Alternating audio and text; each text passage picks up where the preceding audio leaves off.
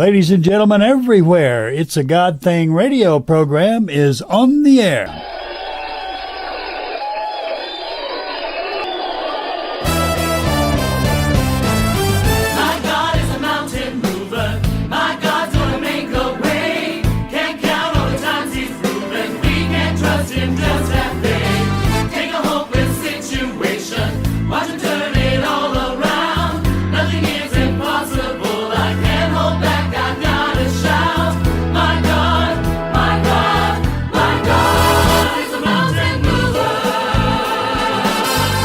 Yes, our God is a mountain mover, and you know what? He's still moving mountains every day. And the good news is he can move your mountains too. Hi there, this is Chuck Cooper, host of It's a God Thing radio program. Thank you for joining us today. We sure are glad you're here. You're about to listen to some awesome interviews with believers in Jesus Christ who will tell you how God has revealed and proved himself to them by moving mountains they were unable to move by themselves. They say that their stories can only be described as a God thing. Ready for a real blessing? Alrighty then, let's do this God thing. Well, we have a special guest for you today. In fact, we have two special guests for you.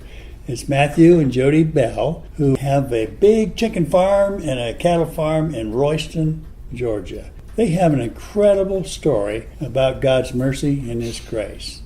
So, Jody and Matthew, we welcome you to our program. Tell us your story. I had just gotten out of divorce, and he had been divorced for a little while. We ended up meeting at his family Thanksgiving.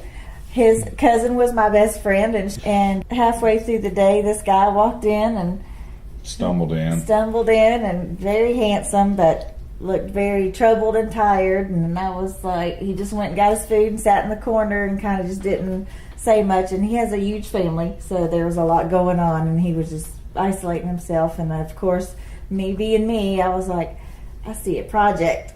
So I bebopped right over there to him, and I was like, hey, I'm Jody. And he wouldn't make eye contact with me or anything. But the reason he was like that was because at that point I had been up for about 5 or 6 days. I had found myself in a pretty serious methamphetamine addiction. Wow. Started not long after my first marriage ended. Went straight out of that marriage and into the bar, drinking, turned to drugs, cocaine turned to methamphetamine, and at that point it was pretty serious addiction. Matt, were you a believer then? I was saved not long after my first wife and I met. I was 20, she was 19 when we married. We were married about 4.5 or 5 years, and when our marriage ended, I was mad at God, so I walked away, turned my back on him and walked away. I couldn't believe how he would allow that to happen. She decided one day that she didn't love me and didn't want to be married. And looking back, I don't have any regrets. I tried Sure. To make it work, but it didn't. And it was a very, very dark time in my life. I was the picture of the prodigal son. I found myself in the pigsty. Mm-hmm. And like I said, a very, very dark time. The addiction got so bad to where I needed the drug to function.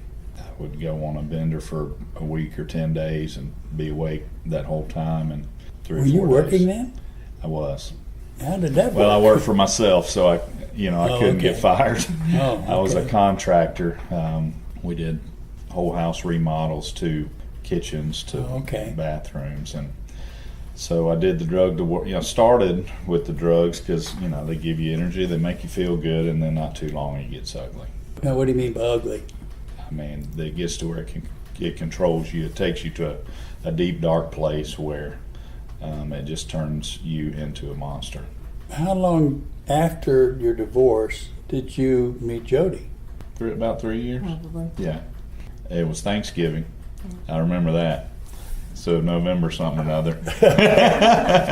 Yeah, it was like she said, it was my family Thanksgiving, and she bebopped over there and we went outside, and we had both just gotten out of a relationship, and we sat on the swing at my aunt's house that day and talked for 3 or 4 hours just about how we didn't want to be in a relationship, and we were both kind of at this point where we just didn't want that. And we sat there for a little while, and she looked at me and she said, "So are you going to ask me out or what?"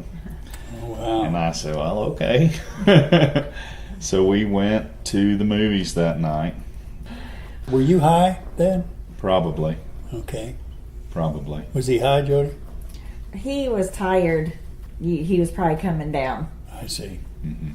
So not too long after that, introduced her to the drugs, and that began really at the downward spiral of, first it's for her and I together.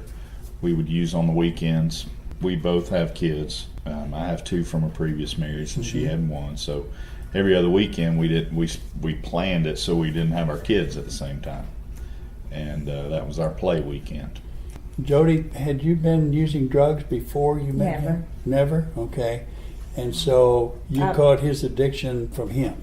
I met him the week before I turned 30. So at 30 years old, I had never used drugs.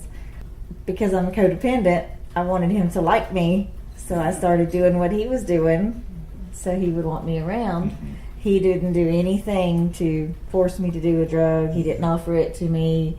He just had it, and he was doing it. So I wanted to be cool like him, so I did it too. And once you do that, and you're hooked, and then it's on. Did you realize you were getting hooked? Not at first, because like he was saying, we did every other weekend. I see. Because I had a job, a really good job, and so we would start on Friday night, or Friday afternoon, and end on Sunday, get some sleep, we go to work for the week. That went on for a little bit, every other weekend, and then it started being every weekend, even when we had our kids. Then it started being Thursday, Friday, Saturday, Sunday. Then it was Wednesday, Thursday, Friday, Saturday, and then it was every day, and then it was just a function. Yeah. And then came in the lies and the deceit and the money situation and the lying about where the money is and where, and it was all going to drugs. But we were being selfish with our drugs because he said I did too much and I took all his. And then it's just crazy the things that happen when you're in that state of mind. Our children were all very small then. And at that point we didn't have Josh yet. Were you saved at that time? Yes.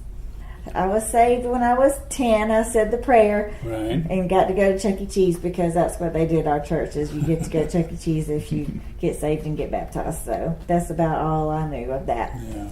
Now, y'all got married in March, is that right? Okay. And then, did you attend church? No? And I had not attended church since, like, middle school.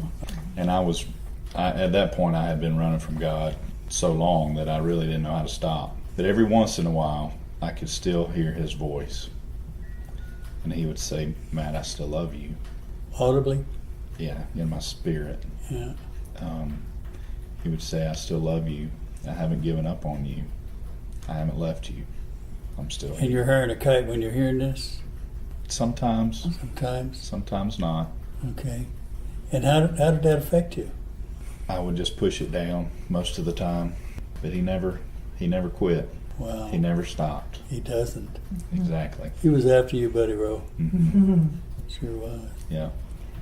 So now that you're married, you've got a family now, but you're still pretty heavily addicted to drugs, arguing over who gets what happened to the money and that sort of thing. I understand that. From there, where did you go? The newness and the fun wore off Quickly. pretty quickly, like in less than a year. Really? And we were just going through all of our money. I ended up losing my job because of the drug. And then I went into a depression, and I was on all kind of medication for that, lying to the doctor about me being an addict because so then I'm doing meth and taking antidepressants and taking Ambien to go to sleep. And Josh came before that, right? Well, during all this, in the height of the addiction, we were in a great place, but I came up pregnant, and I did not want to be pregnant because that was going to interfere with our partying. And that's the selfish thinking of an addict, is I have to stop using to have this baby. So I was devastated at first. Did both of you realize you had a serious problem? Oh, yeah. Yeah. Yeah. But you didn't care. No.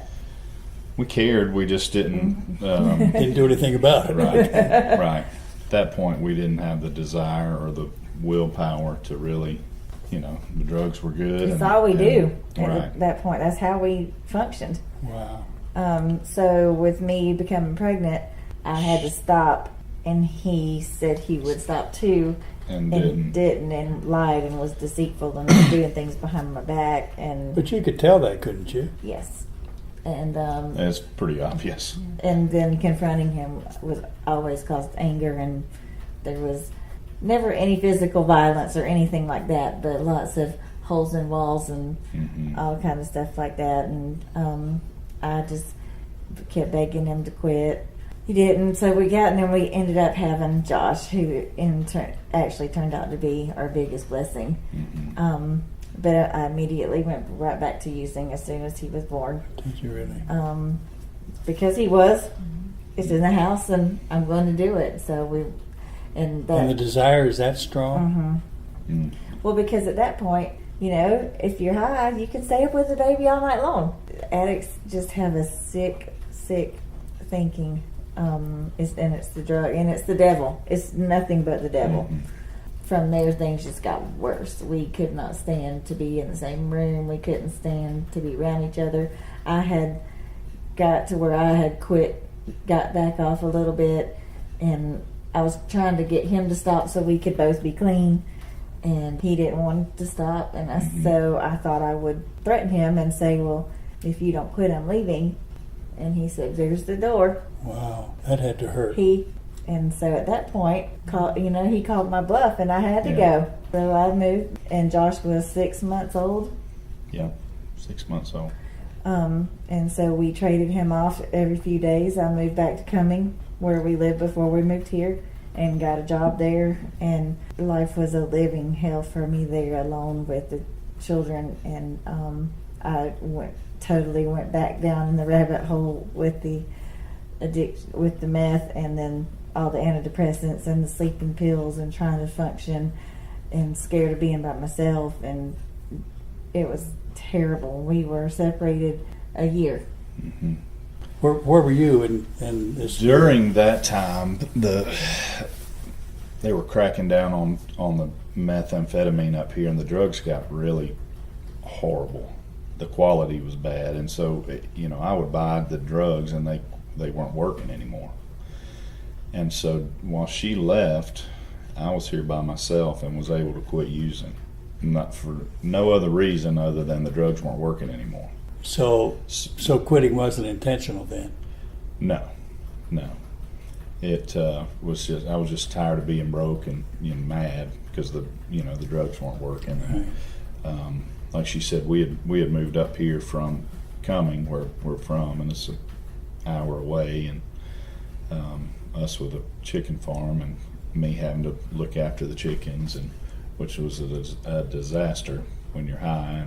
And I don't know how we held it together other than just the grace of God. But okay, now what triggered y'all getting back together? Well, we had been separated a year, and we were talking one day, and I said, look, either we need to get divorced or you need to come home. We needed to make a decision what we were going to do. And I said, what do you want to do? And she said, well, let's get divorced. I said, okay, I'll take care of it. I'll call the attorney tomorrow and take care of it. And hung up the phone. And about 5 minutes later, she called me back, and she was crying. I couldn't understand hardly what she was saying, but she said, can I change my mind? And I said, well, sure. What changed your mind? I don't know. I was just sitting there on my bed all alone in that apartment in Cumming, and just something came over me, and I was like, that's not what I want. None of this is what I wanted. And so I said, sure. Told her, I said, look, we'll go to counseling. We'll do whatever we have to do. And at that point, I was probably just telling her what she wanted to hear, just to get her back home. I missed the person washing my clothes and taking care of everything around here. And I'm not going to comment on that. Go right ahead. Well, that's just where I was at Sure. that time. And, here by myself with Josh, it's part-time. it's tough. So I selfishly wanted her back, not because I loved her, but because of what she could do here for me. Where were you in the love thing? I wasn't sure, but I didn't like being alone either. Okay. So he made me all these promises, so I thought there was a little bit of hope. Okay. And I came back excited, and that was very short-lived because he wasn't being truthful about all that. Oh, okay. Because like I said, I had gotten clean at that time, and she was still using. Mm-hmm. And so she came home, but she was working and coming still. And she would leave here before daylight, drive to the dope dealer's house, use, go to work, go back to the dealer's house at lunch, use again, go back to work, go back to the dealer's house before she came home, and then come home. And so it was pretty obvious that she was still using. And of course, we didn't trust each other, and the lies and the deceit and all the ugly things that kind of creep into a situation like that, where she was here, but we didn't like each other. We for sure didn't love each other. And she would come in the door, and I would go to the chicken house or check the cows or whatever. We just kind of handed the kids off to each other, and we were coexisting at best, but it was pretty ugly. And So what happened? Well, she got fired. I lost my job in Cumming, and that job was about the only identity I had left at that point because my marriage was over, and I was a terrible mom because I was strung out on dope, and I felt. But I did good at my job because I could function. I was a functioning addict. Sure. But they started laying off, and so I got laid off and got unemployment. But that's where my escape was from here. Mm-hmm. And now I didn't have anywhere to go. It got really, really ugly really quick, and I got into a place where I couldn't stop. I was praying to God every day. As I was snorting the dope up my nose, I would cry and beg God to help me stop. Like tears would fall down into the drugs as I was trying to snort them. And I got to a point where I said, I just can't. I don't want my kids to see me like this. Everybody would be better off without Jody Bell in their life. And I tried to overdose 3 different times in 1 week. My goodness. And none of them took, but there's no reason that they didn't. I would overdose on a bunch of different medications that should have killed me. And I would get in my bathtub and get it as hot as I could, and I wanted to make it look like an accident and that I drowned for my kids' sake. My gosh. And after the 3rd time, because it was very expensive for me to come up with and running around finding these combination of drugs that would do what it's supposed to do. So we all know who kept that from happening. Absolutely. Did you know then? So the 3rd time when it didn't work, I was just mad and broke. And I went to Matt, and She came to me and she said, Matt, I need you to hide your guns. And I just my gosh. I just looked at her funny, and because at that point we didn't know each other, we didn't like each other, and he had no idea what had just happened those 3 days in a row. Oh, I see. Okay. Right. So I did, and she started crying. She said, I need help. I said, okay. And we talked a little bit, and she opened the phone book and she called the first treatment facility that she found, and it was an outpatient facility in Gainesville called Avita.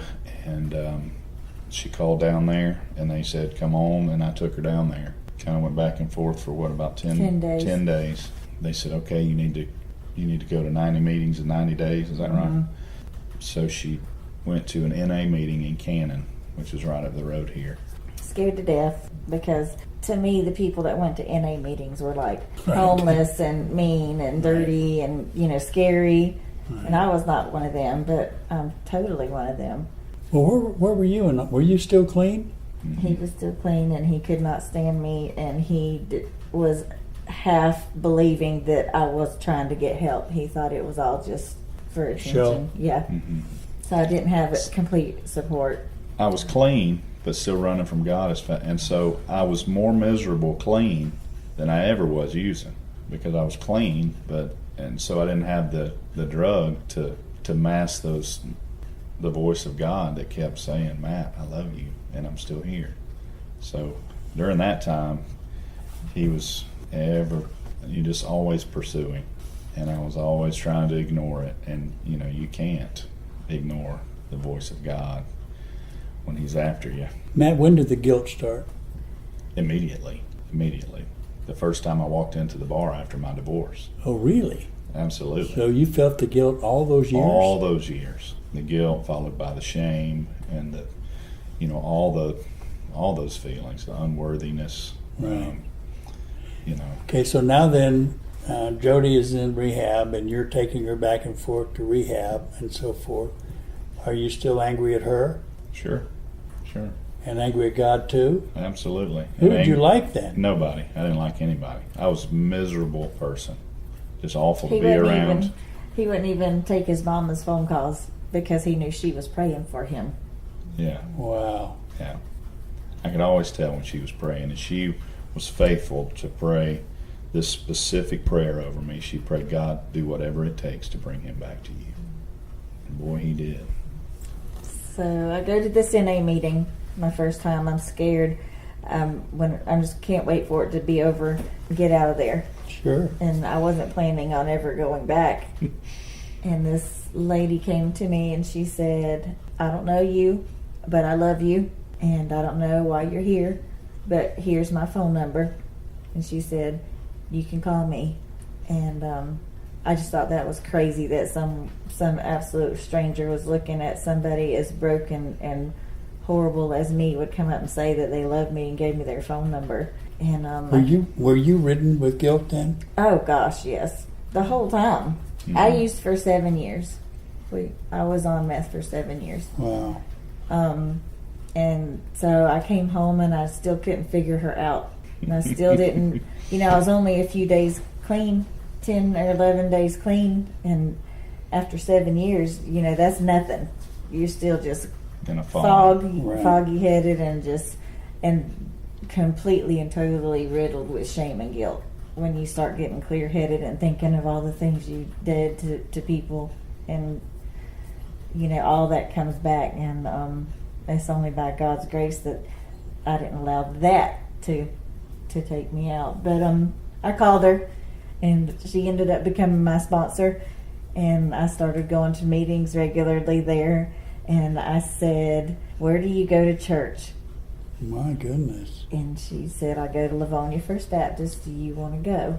And I hadn't been to church in years, 20 or more years, because I grew up in Southern Baptist Church at my grandparents, and I know what those people are like. And I didn't want to go to one of those churches because, especially in the condition I was in, they would be looking down their nose at me, like, oh, look at her, and she's trash, and because that's how I saw myself. Sure. And but I knew that that's where I needed to be. If he saved me from dying when I should have died, I needed to do something. Jody, did you know then that he was at work? Yes.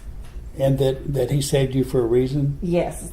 Did you have any idea what the reason was? No. Do you now? Yes. Okay. So I go to church with her, of course, shaking like a leaf, scared to death, and just wouldn't make eye contact with anybody. But the crazy thing is the church that God brought me to is the most accepting, loving church, and they host Heart Ministries, which is a ladies' rehab. So the whole first 3 or 4 rows of people in that church are women in recovery. So I was right where I was supposed to be. Absolutely. And the lady that took me, she was a counselor at Heart Ministry. Oh my goodness, man. So well, he worked everything out. He did. So I go to church and I come home and I was bragging about. I loved it because it's contemporary, nothing like I was used to. Loved it. Came home, told Matt all about it, and he's like, I was just standing in his way watching TV. He could have cared less. And he's like, whatever. Okay. Kept on going to my meetings. Went the next week. Loved it. Came home all excited. Went the next, and still he's just thinking it's all for show. Still very apprehensive. Still, we didn't trust each other, and so I was just waiting on the other shoe to drop. Because we had been through this before. Mm-hmm. So the third week I go, and on the screens, everything was talking about salvation and baptism and all this stuff. Remember, I got baptized when I was 10 for Chuck E. Cheese. And I just busted out crying, like uncontrollably crying. And I went to the pastor after, and I said, I need saving. I need a savior. And so he met with me and talked about it. And it just so happened that all that was being posted because they were advertising for the annual lake baptism that was coming up. Oh, okay. So I rededicated that day, and I came home and got right in his face again like I did the other weeks, and I said... She walked in, and I was sitting right there. She said, I just got saved today. And she turned around and walked off. Wow. And it was like you hit me in the face with a 2x4. Really? And I got up, and I walked into our bedroom, and I shut the door, and I got down on my knees, and I cried out to God, and I begged him to forgive me. And he did.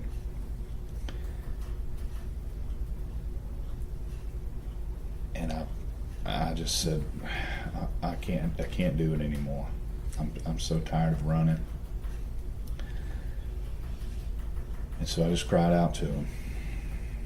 And that day started our journey of restoration.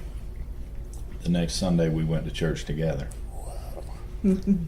And first time we had been, how long had we been married at that point? 8 years. First time we went to church together. Wow.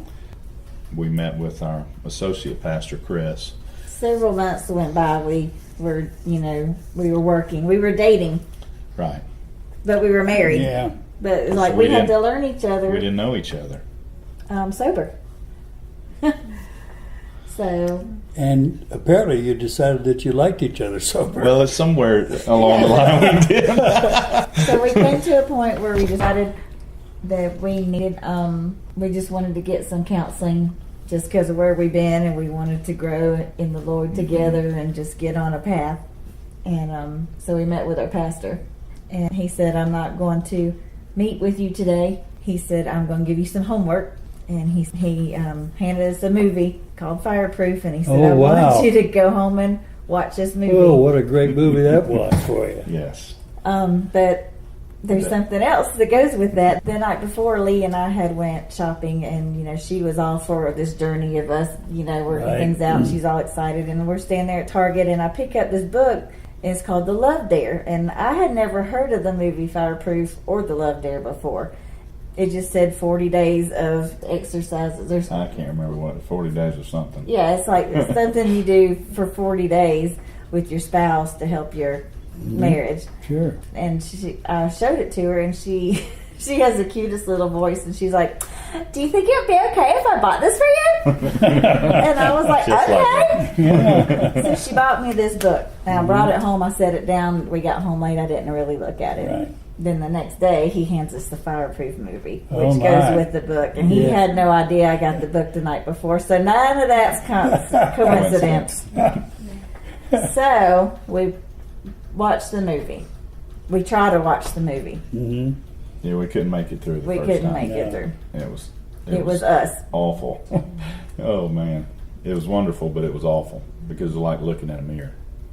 And we had to watch it 2 or 3 times just to get through it, but then we watched it like 10 more times because we couldn't get enough of it. Sure. And then we began our Love Dare book. We each had one, and we did them separately, but you're doing it for the other person. And on the 40th day of the Love Dare, it was our 1 year clean date. Oh my.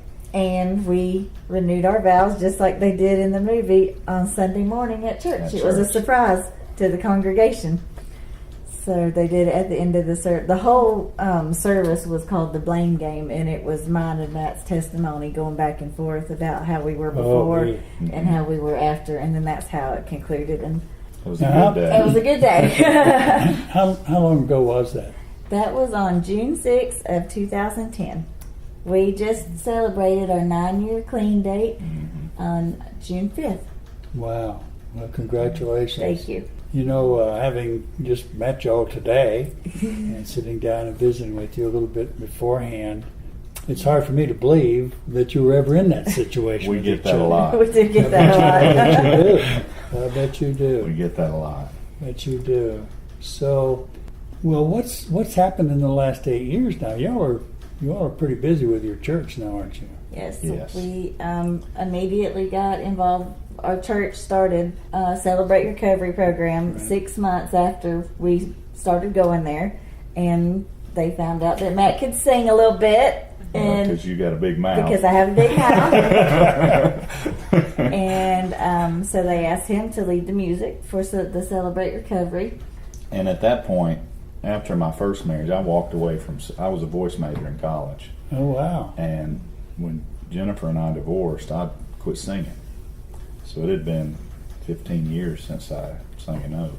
I had a guitar. I could play 3 chords. So we started Celebrate Recovery, and it was a little sketchy at first, but I think we started with 5 or maybe 10 people, and God has really blessed our ministry, and I think we average between 80 and 100 on Monday nights Oh, in wow. Livonia, and We're in our 8th Well, year. y'all are the leaders, correct?